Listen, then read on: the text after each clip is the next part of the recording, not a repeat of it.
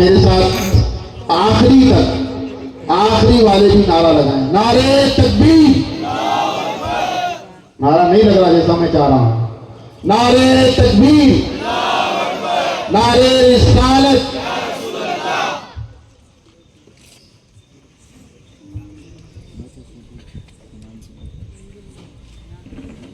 السلام علیکم ورحمۃ اللہ وبرکاتہ. الحمد للہ رب العالمین والصلاة والسلام على أشرف الأنبياء والمرسلين سيدنا ونبينا ومولانا محمد وعلى آله الطيبين الطاهرين وأصحابه الأكرمين أجمعين وعلى من أحبهم وتبعهم بإحسان أجمعين إلى يوم الدين. أما بعد فأعوذ بالله من الشيطان الرجيم. بسم الله الرحمن الرحيم. لعمرك صدق الله العظيم. استاد گرامی وقار،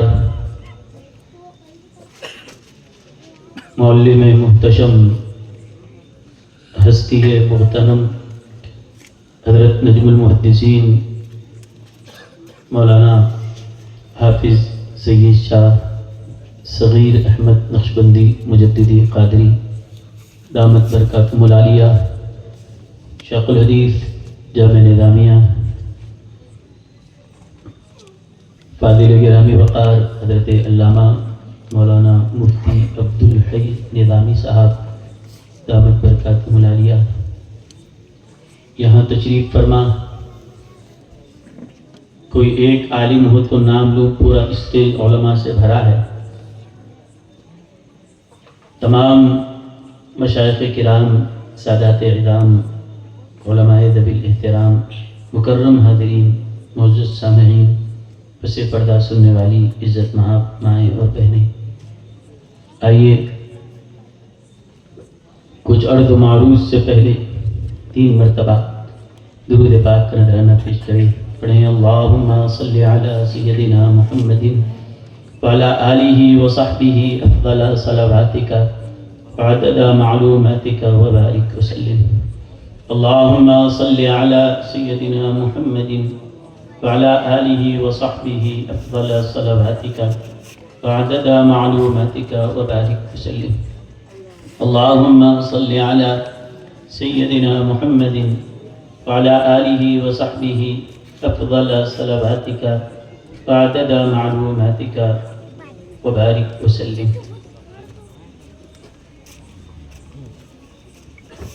دلوں کے گلشن مہک رہے ہیں، یہ کیف کیوں آج آ رہے ہیں.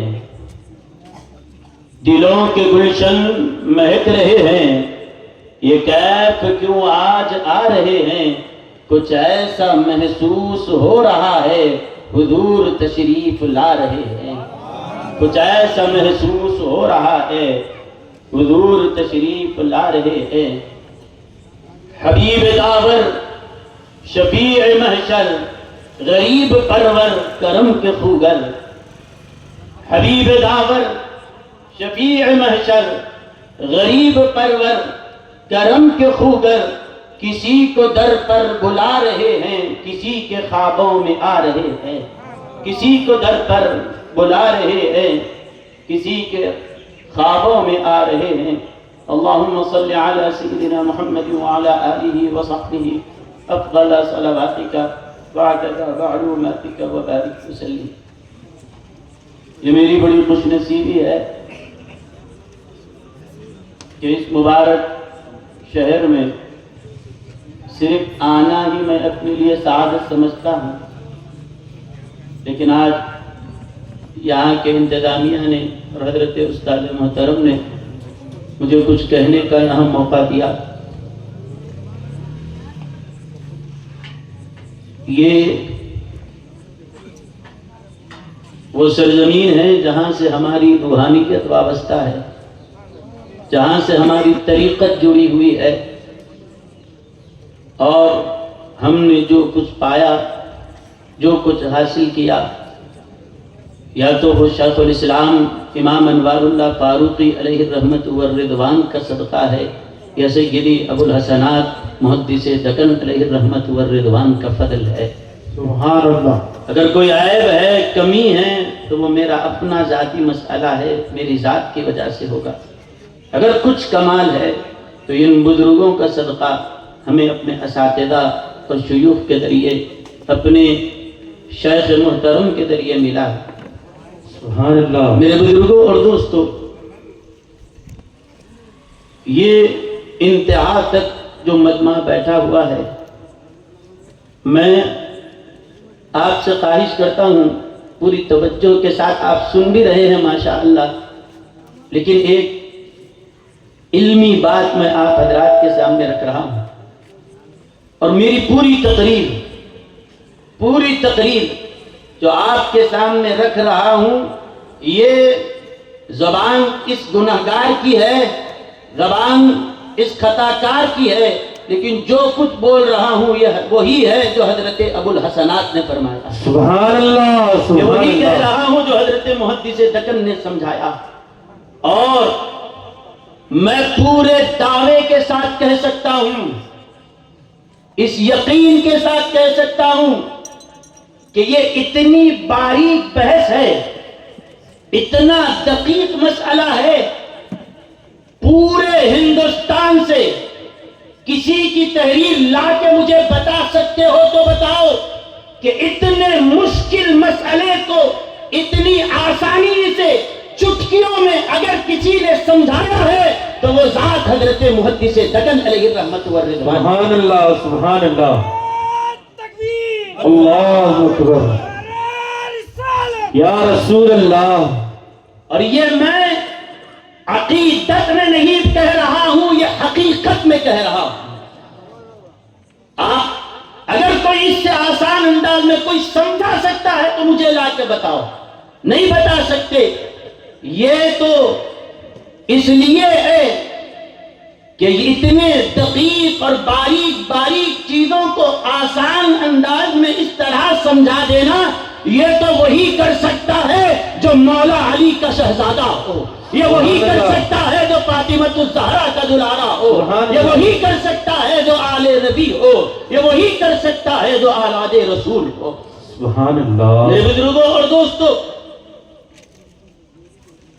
میں نے جس آیت کا حصہ پڑھا سورہ حجر میں، آیت نمبر 72 کا یہ حصہ ہے، اللہ فرماتا ہے لعمرک، حبیب مجھے آپ کی زندگی کی قسم، مجھے آپ کی زندگی کی قسم۔ یہ آیت سامنے رکھو، 14واں پارہ سورہ حجر کی آیت نمبر 72۔ اللہ اپنے محبوب کی زندگی کی قسم یاد کر رہا ہے، فرماتا ہے محبوب مجھے آپ کی زندگی کی قسم۔ یہ آیت کو سامنے رکھ کر پوری تاریخ پر نظر ڈالو، اور کوئی ایک ایسا شخص مل سکتا ہو تو مجھے لا کر بتاؤ کہ اللہ نے ان کی زندگی کی قسم کھائی ہو۔ کیا کوئی بتا سکتا ہے کہ رب نے کہا مجھے جبریل و میکائیل و اسرافیل کی حیات کی قسم؟ نہیں بتا سکتے۔ کیا آپ کوئی ایک ایسی آسمانی کتاب سے یا وحی سے یہ بتا سکتے ہو کہ اللہ نے کہا ہو کہ مجھے آدم کی زندگی کی قسم، مجھے موسیٰ کی زندگی کی قسم، مجھے فلاں پیغمبر کی زندگی کی قسم؟ یاد رکھیں، سارے انبیاء عظمتوں والے، رفعتوں والے، بلندیوں والے، کمالات والے، لیکن یہ بات بھی حقیقت ہے حضرت آدم سے لے کر آج تک اور آج سے لے کے قیامت تک جتنے آ چکے، جتنے آئیں گے، اللہ نے کسی کی قسم یاد نہیں کی۔ اگر پوری تاریخ میں ایک شخصیت وہ ہے کہ جس کی زندگی کی قسم اللہ نے اٹھائی ہے، جس کے لیے اللہ نے کہا مجھے آپ کی زندگی کی قسم ہے وہ زندگی ہمارے آقا سیدنا محمد الرسول اللہ صلی اللہ علیہ وسلم کی ہے۔ سبحان اللہ، سبحان اللہ۔ کوئی اور مثال آپ نہیں لا سکتے کہ اللہ نے کہا ہو مجھے ان کی زندگی کی قسم، مجھے ان کی زندگی کی قسم۔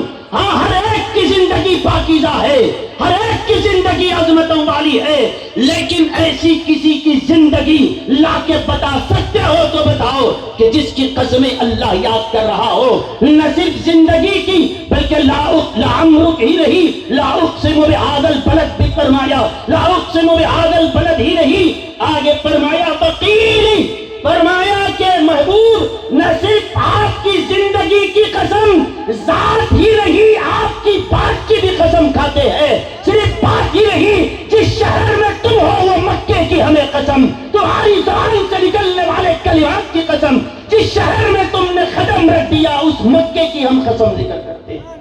سبحان اللہ، سبحان اللہ۔ نعرہ تکبیر، نعرہ رسالت، فیضان محدث دکن۔ اب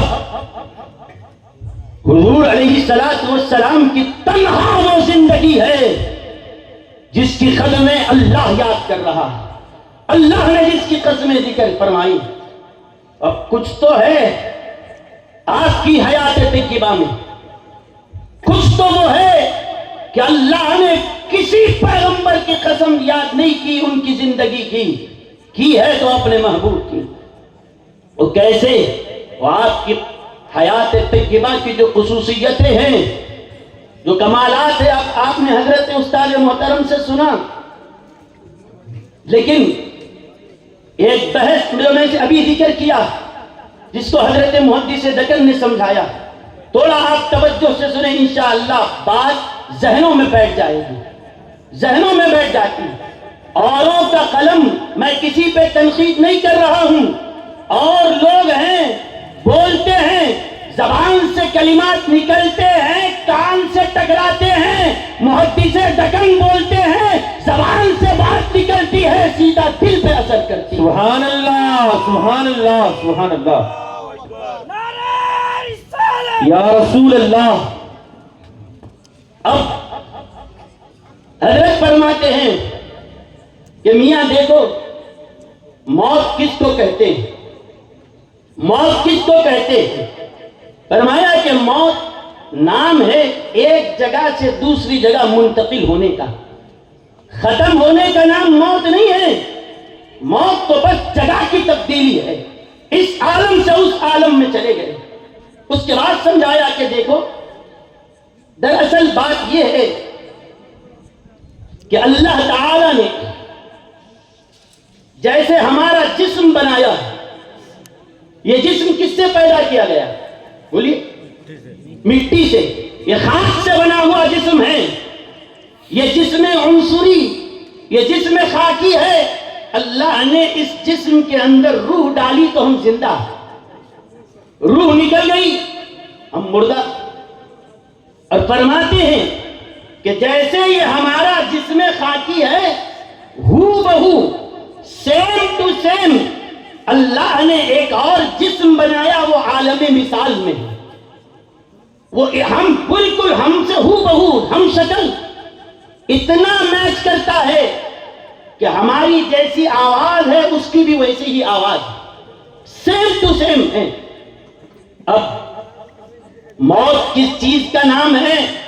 حضرت فرماتے ہیں روح اب تک یہ مٹی والے جسم میں تھی، روح کو اس جسم سے نکال کر عالم یہ جسم خاکی سے نکال کر جسم مثالی میں ڈال دینا، اسی کا نام موت ہے۔ اس کو سمجھایا بڑے آسان انداز میں کہ فرماتے ہیں کہ دیکھو اگر ایک پنجرا ہے، پنجرا ہے، اس کے اندر ایک پرندہ رکھا ہوا ہے، کوئی بھی ہو، کبوتر ہو یا کوئی اور ہو، اور پنجرے کے اندر کبوتر قید ہے، ایسے ہی یہ ہمارا جسم پنجرا ہے، روح پرندے کی طرح اس کے اندر قید ہے۔ اور اگر دو پنجرے لا کے رکھ دیے جائیں، ادھر ایک پنجرا ادھر ایک پنجرا، پنجرے دو ہیں اور پرندہ ایک ہے، بات سمجھ میں آ رہی ہے؟ پیچھے پنجرے کتنے ہیں؟ 2. اور پرندہ کتنا ہے؟ 1. حضرت فرماتے ہیں ایسے ہی جسم 2 ہے، روح 1 ہے. جیسے پنجرے 2، پرندہ 1، ایسے ہی جسم 2. ایک عالم خاکی کا یہ ہمارا مٹی کا جسم، ایک عالم مثال کا جسم. تو پنجرے 2 ہیں، پرندہ 1، جسم 2 ہیں، روح 1. اب کیا کرنا ہے؟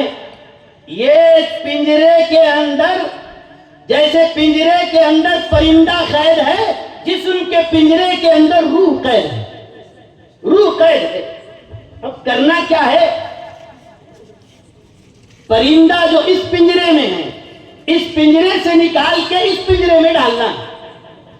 تو کیا کیا جاتا ہے؟ کیا کیا جاتا ہے؟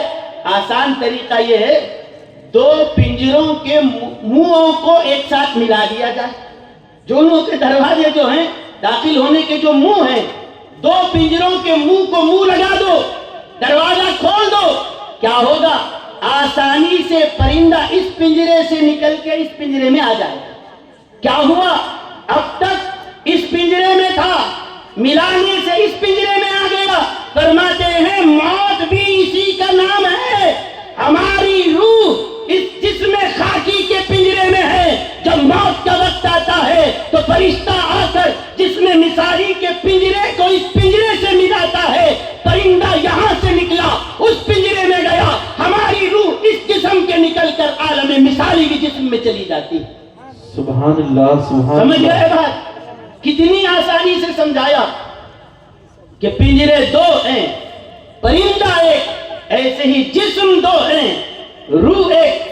اب موت ختم ہونے کا نام نہیں ہے، ایک جگہ سے دوسری جگہ منتقل ہونے کا نام ہے. اسی لیے کسی کے مرنے پہ کہتے ہیں ختم ہو گیا نہیں کہتے، انتقال ہوا کہا جاتا ہے. یہاں سے وہاں منتقل ہو گیا. اس کے بعد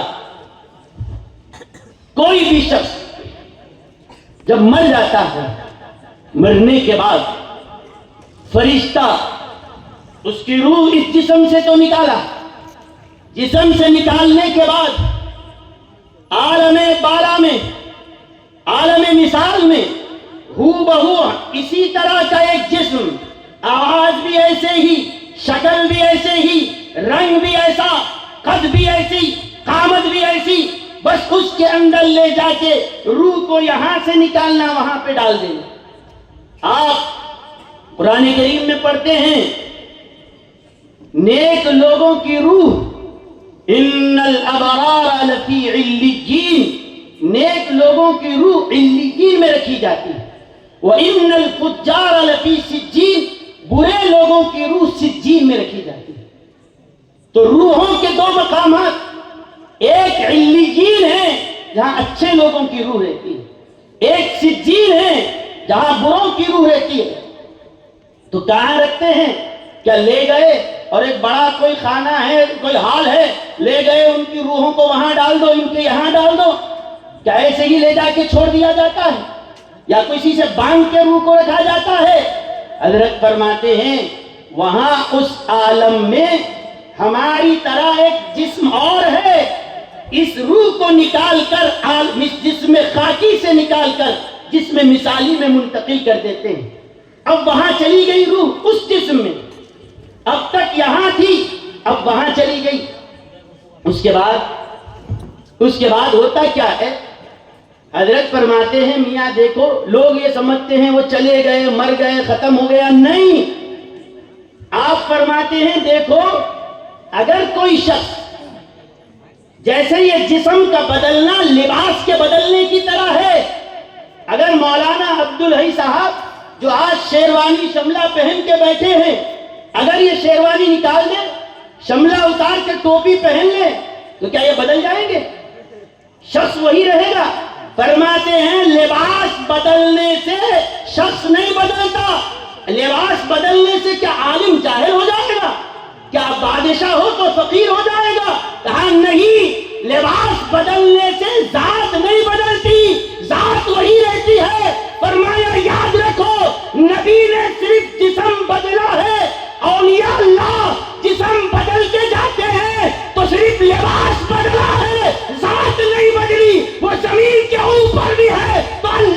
ولی ہے، قبر کے اندر بھی چلے جائے تب بھی اللہ کے ولی ہے۔ سبحان اللہ، نعرہ تکبیر، نعرہ رسالت، فیضان محدث دکن۔ پھر بولے حضرت جب زندہ ہے تو دکھتے کیوں نہیں؟ زندہ ہے تو ہم کو دکھتے کیوں نہیں؟ تو حضرت فرماتے ہیں، پوچھتا ہے کہ زندہ ہے تو دکھتے کیوں نہیں؟ جب ہوتے تو دکھائی دیتے۔ جواب دیتے ہیں، فرشتے موجود ہوتے ہیں، ہمیں دکھائی نہیں دیتے، ایسے ہی یہ بھی موجود ہے، ہمیں دکھائی نہیں دے رہے۔ فرق بس اتنا ہے، اللہ کے رسول علیہ الصلوۃ والسلام حیات ہیں، زندہ ہیں۔ فرق یہ ہے کہ جب آپ ظاہری طور پہ تشریف فرما تھے تو صحابہ آپ کو دیکھا کرتے تھے، آپ صحابہ کو دیکھا کرتے تھے۔ اب وصال مبارک کے بعد بھی زندہ ہے۔ فرق یہ ہے، ہم نبی کو نہیں دیکھ سکتے لیکن نبی غلاموں کو برابر دیکھتے ہیں۔ فرمایا، اسی لیے محدث دکن فرماتے ہیں، امام مالک رحمت اللہ علیہ نے فرمایا، اگر کوئی شخص مدینہ منورہ گیا، عمرہ کیا، مدینہ منورہ جا کے آیا اور اس سے پوچھے کیا کیا مدینے میں، اگر وہ کہے میں نبی کے قبر کی زیارت کر کے آیا، محدث دکن فرماتے ہیں یہ مکروہ ہے، امام مالک نے منع کیا۔ کہا نبی کے قبر کی زیارت کیا ہے تو کیا؟ فرمایا نہیں، نبی کے قبر کی زیارت قیامت کے نبی سے ملاقات کر کے آیا ہے یہ کہا جائے۔ قبر کی زیارت تو کسی مردے کی ہوتی ہے، نبی کی بارگاہ میں جانا مردے کے پاس نہیں، زندہ نبی سے ملاقات کرنے کی طرح۔ سبحان اللہ، فیضان محدث دکن، فیضان محدث دکن، سبحان اللہ، سبحان اللہ۔ فرماتے ہیں اس کے بعد یہ عقیدہ حضرت محدث دکن نے دیا، اور جو پھر آئیے میں اس بات کو مکمل کرتا ہوں۔ مرنے کے بعد فرشتہ لے گیا روح کو، جسم خاکی سے نکالا، جسم مثالی میں منتقل کر دیا۔ ایسے ہی مسلمان عام مرتا ہے اس کے لیے بھی یہی ہے۔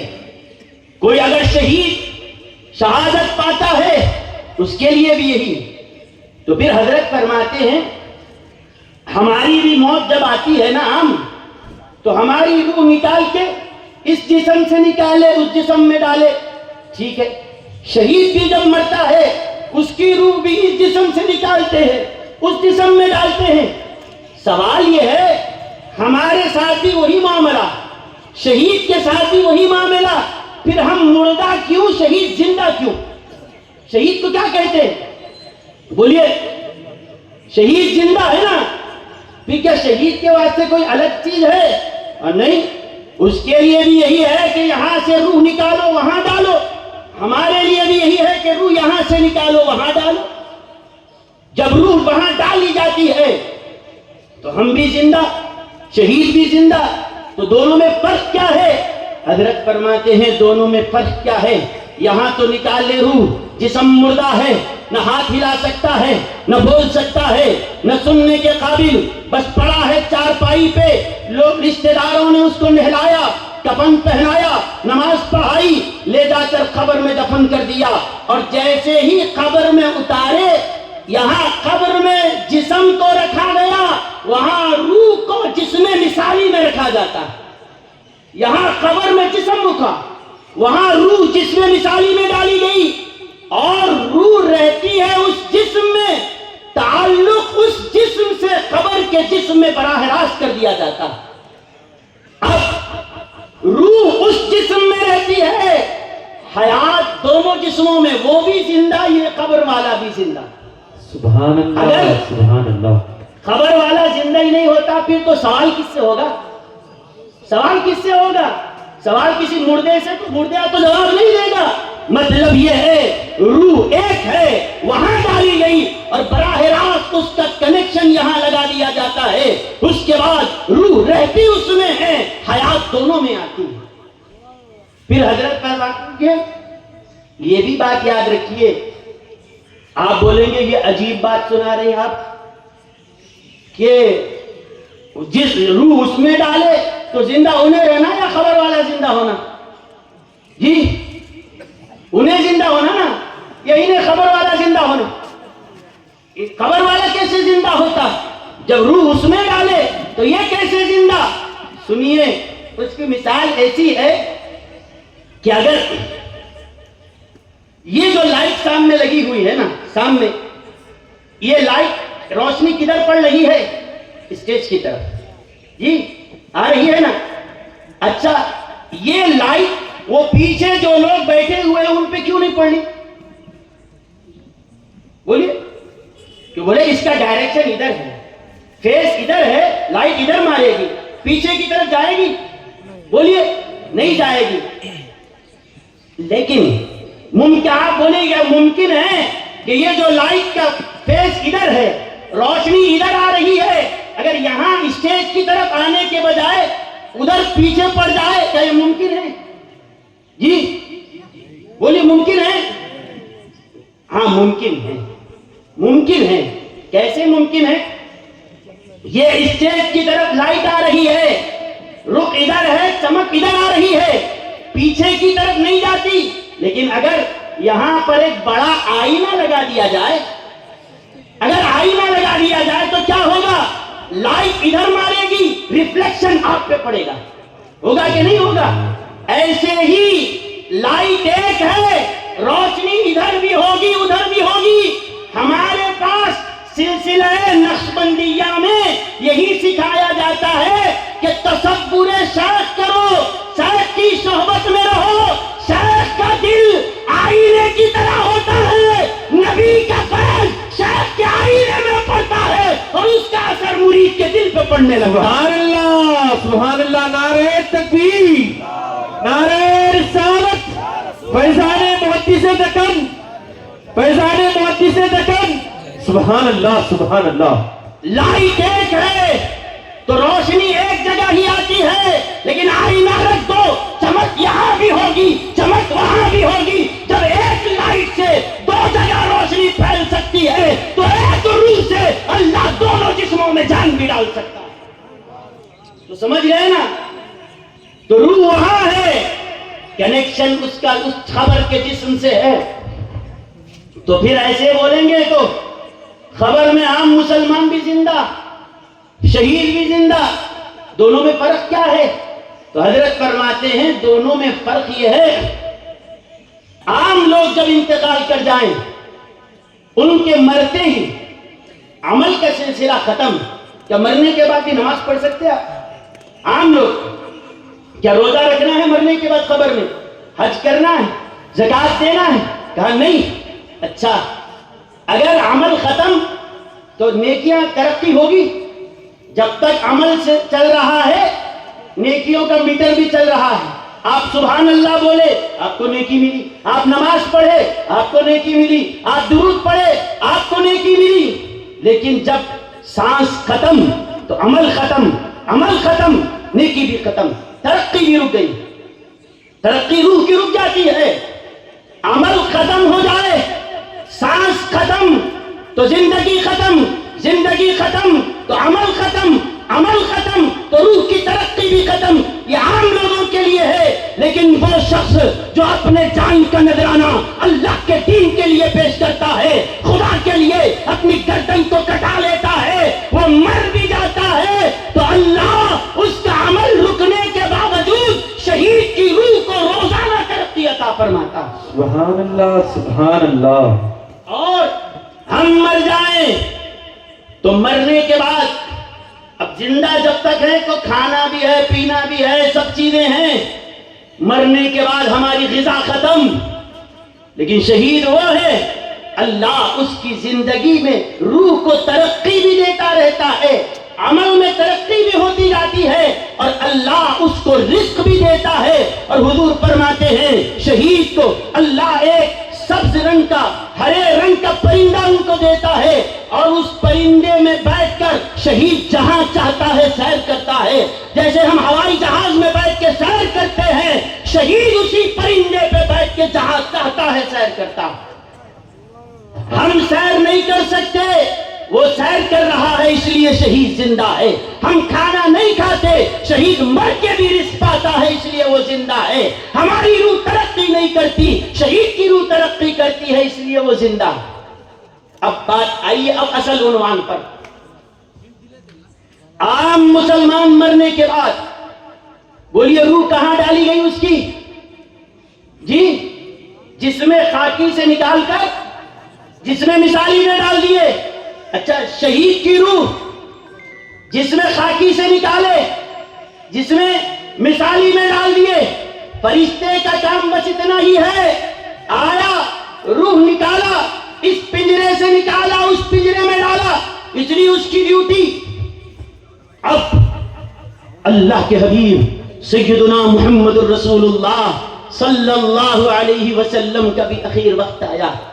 فرشتہ وہاں بھی آیا مگر ادب کے ساتھ، احترام کے ساتھ حضور صلی اللہ علیہ وسلم کی روح مبارک کو بھی نکالا.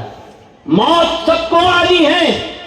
قرآن نے کہا انک میت وانہم میتون، یہ بھی مرنے والے ہیں اور آپ کے لیے بھی ایک وقت مقرر ہے. دنیا سے جانا سب کو ہے، موت سب کو آتی.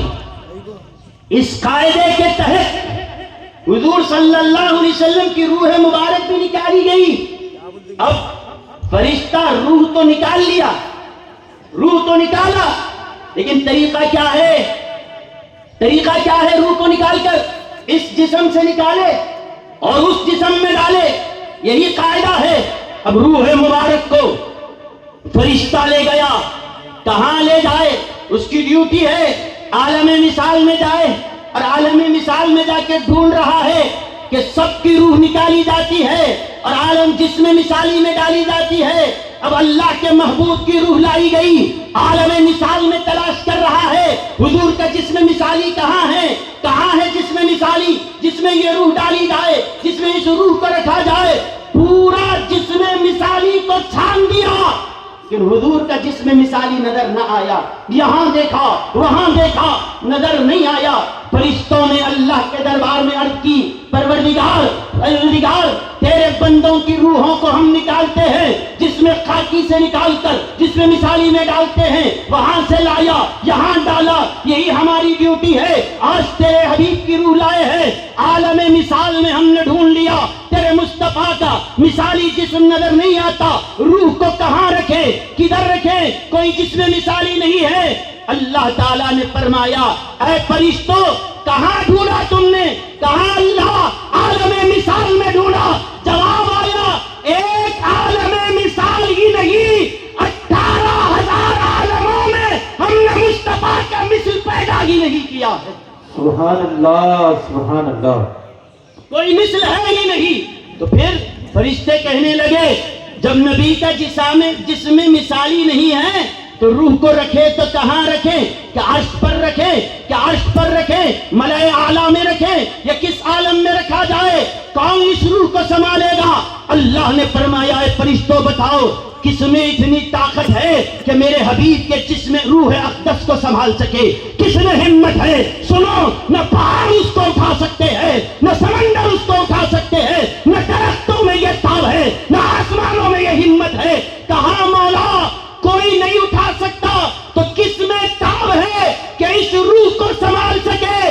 اللہ نے فرمایا یہ طاقت تو ہم نے مصطفیٰ کے جسم خاکی کو میں رکھی ہے. اس روح کو کوئی سنبھال سکتا ہے تو حبیب کا جسم ہی سنبھال سکتا ہے. کہاں مولا کیا کرے؟ فرمایا روح کو جس جسم سے لائے تھے واپس اسی جسم کے اندر لوٹا دیا جائے. سبحان اللہ سبحان اللہ. نعرہ تکبیر، نعرہ رسالت. فرماتے ہیں ہم یوں ہی نہیں کہتے ہمارا نبی زندہ ہے، ہم حیات النبی کے قائل ہیں تو ایسے مانتے ہیں کہ حضور آج بھی اسی جسم کے ساتھ زندہ ہے جیسا کہ وصال اقدس سے پہلے زندہ تھے. سبحان اللہ. کیوں؟ سب کی روح عالم مثال کے جسم میں ڈالی جاتی ہے، حضور کی روح پلٹا کے اسی جسم میں لائی گئی جیسا کہ موت سے پہلے جس جسم میں روح تھی. اسی لیے ہم کہتے ہیں حضور صلی اللہ علیہ وسلم جیسے وصال اقدس سے پہلے زندہ تھے آج بھی زندہ، لیکن پھر بھی آج کچھ لوگ ایسے بھی ہوں گے جو کہیں گے آپ یہ سب کہاں سے لائے، ہم یہ چیزوں کو نہیں مانتے. اس طرح کے بھی لوگ ہوں گے. حضرت محدث دکن رحمت اللہ علیہ نے ہر ایک کا انتظام کر دیا کہ عالموں کا بھی انتظام کیا، جاہلوں کا بھی انتظام کیا، کٹ حجتی کرنے والوں کو بھی جواب دیا.